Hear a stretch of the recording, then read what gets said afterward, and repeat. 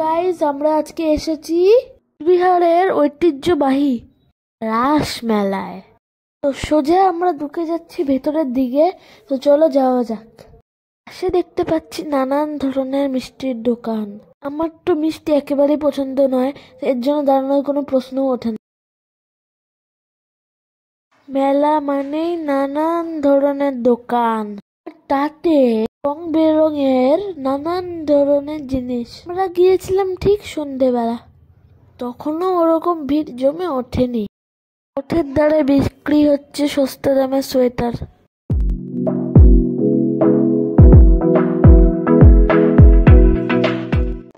তো গাইস, এটাই হচ্ছে ঢোকার মেন এন্ট্রি জায়গা। এখান দিয়ে যাব আমরা কোণার দিকে, যেখান দিয়ে হবে এন্ট্রি। তো চলো, এখন কথা না বলে, তার আগে মামাম ব্ল্যাঙ্কেট দেখছিল। বাবা বললো যে ব্ল্যাঙ্কেট নিবি, মানে মামামকে বললো, কিন্তু মামাম বললো মানে নিবি না, নিবা বললো না। আর দেখো গাইস, তোমরা ফ্লাওয়ারগুলো কি সুন্দর লাগছে।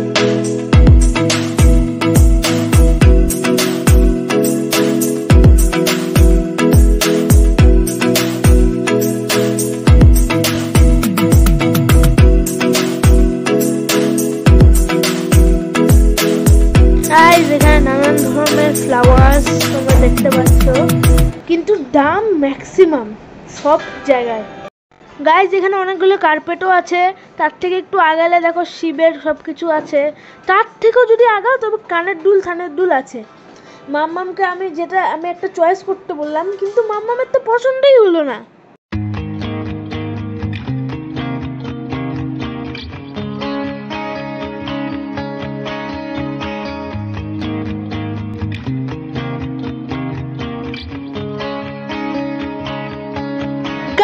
দেখো লাবুবু, রিয়েল লাবুবু, তাও দেখো 200 টাকায় মাত্র। আমরা এই ব্লুটা নিলাম।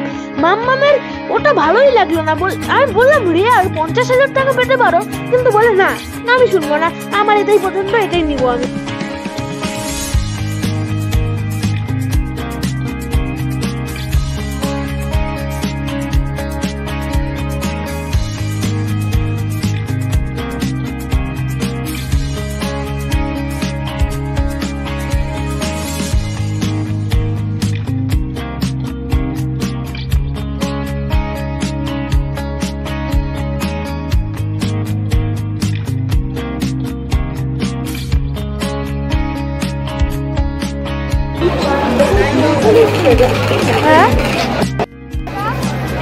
চলো ঢুকি এবার।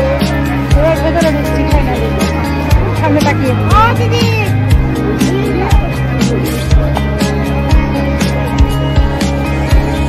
গেট নাম্বার 13 এটা। হ্যাঁ, গেট নাম্বার 13 দিয়ে ঢুকেছি।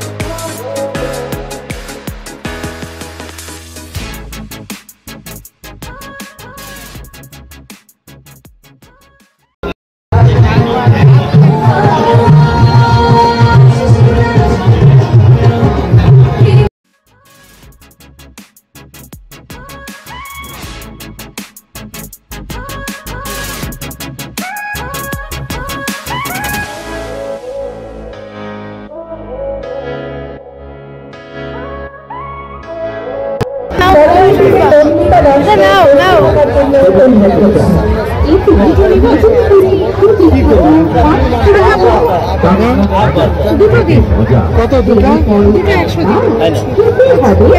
ক্যারি ব্যাগ নেই।